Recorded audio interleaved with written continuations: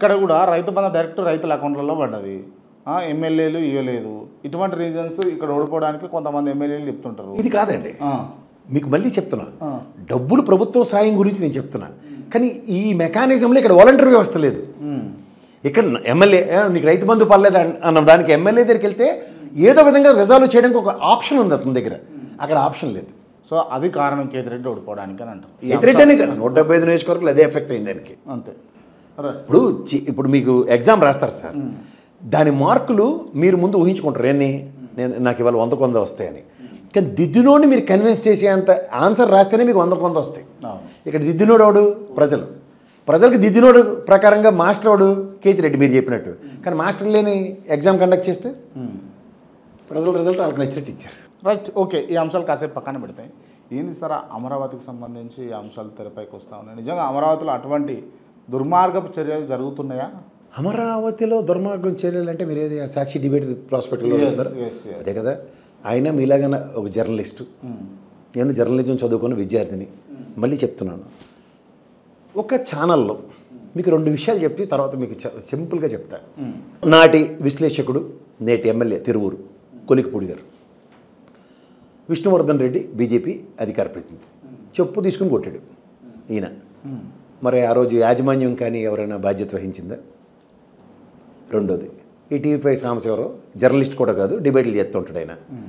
ఆ రోజు మన హనుమంతరావు గారు పిసిసి అధ్యక్షుడు, మాజీ రాజ్యసభ ఎంపీ, పోసాని కృష్ణమురళి సినిమా యాక్టర్ గారు, ఆ గొడవ కెరగబడిపోయి కొట్టేశాడు ఆయన్ని.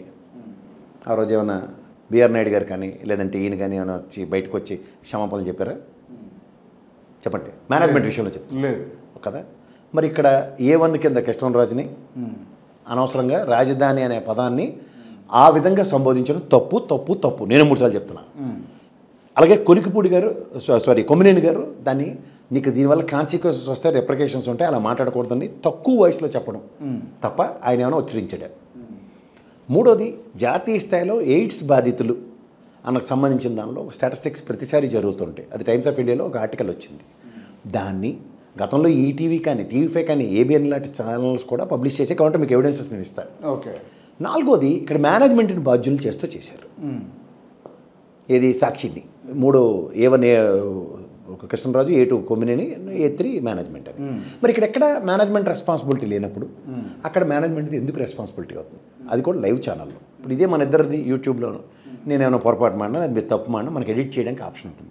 లైవ్లో ఛాన్స్ ఉంటుందా? దానికి డిస్క్లైమర్గా కృష్ణరాజు ఒక వీడియో రిలీజ్ చేసి తప్పైందని సాక్షిలను ప్రచురించారు. కంటిన్యూస్గా స్క్రోలింగ్ ఉంది. నెక్స్ట్ డే మార్నింగ్ పేపర్లో కూడా కృష్ణరాజుకి ఛానల్కి సంబంధం లేదు, అది పొరపాటును దొరికిందని ఎక్స్ప్లెనేషన్ ఇచ్చారు.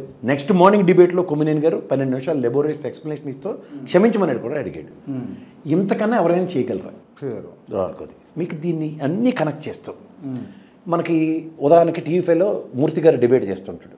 ఆయనకి మీద ఇలాగే పోలీస్ వ్యవస్థ వచ్చినప్పుడు ఉమేష్ గారు అడ్వకేట్ త్రూగా ఆయన ఆ రోజు అరెస్ట్ చేయకుండా నెక్స్ట్ గౌరవ సిఐడి ఆఫీస్కి ఆయన తీసుకెళ్ళి విచారణ జరిగింది. ఒప్పుకుంటారా మీరు? ఇది కొమ్మినేని గారికి ఆ వెసులుబాటు ఎందుకు ఇవ్వలేదు? ఇది చేయొచ్చు కదా. నోటీస్ సర్వ్ చేసి రేపు వచ్చి ఆఫీస్లో ఎక్స్ప్లెనేషన్ని ఇమీడియట్గా అరెస్ట్ చేస్తాం, అంతే కదా. ఆడవాళ్ళని ఎక్కడా సంబోధించకుండా, ఇప్పుడు ఉదాహరణకి ముంబై ఉంటుంది, రెడ్ లైట్ ఏరియా మనకు తెలుసు. దాన్ని ముంబై ఒరిజినల్గా ఏంటి? ఆర్థిక రాజధాని.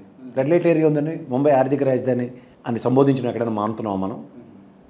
ఇప్పుడు కూతవేడి దూరంలో పెద్దాపురం లేదంటే నెక్స్ట్ చిలకలూరుపేట ఇలాంటివి ఉన్నాయి. అసాంఘిక కార్యకలాపాలు నిర్వర్తిస్తున్నారని చెప్పి ఆ ప్రాంతాలను ఆపాదించి మాట్లాడడం తప్పు. నేను మళ్ళీ రాజధానికి ఆ పదం జోడించడం కూడా తప్పనే చెప్తున్నాను. ఓకే. కానీ ఇందులో పెద్దాపురం అనగానే మొత్తం ఆడవాళ్ళందరినీ గురించి మాట్లాడే ఉన్నది ఎంతవరకు సమంజసం? చిలకలూరుపేట అనగానే అందరినీ అన్నామని అనడం ఎంతవరకు సమంజసం? అలా ఇంటర్ప్రిటేషన్స్తో పనులు చేద్దాం అనుకుంటే, సే ఫర్ ఇన్స్టెంట్ ఈ విషయంలో అమరావతిలో ఉన్న ఆడవాళ్ళ గురించి ఎక్కడైనా ఆ డిబేట్లో పదం ఉంటే చెప్పండి, నేనే చెప్తున్నాను, నేనే ఊరుకోను. ఫస్ట్ తప్పు కూడా నేను ఆ పదవాన్ని సంబోధించడానికే కాన్స్టిట్యూషన్ ప్రకారం నాట్ అలౌడ్, తెలుసా మీకు? They are to be called as workers. Okay. But what is this?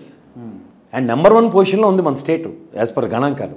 దీన్ని ఎందుకు ఆ డేటా కలెక్ట్ చేస్తారంటే ఎయిడ్స్ నివారణ కోసం ప్రభుత్వాలు ఏ విధంగా చర్యలు తీసుకోవాలన్నది ప్రొయాక్టివ్నెస్ చూపించడం కోసం. ఓకే.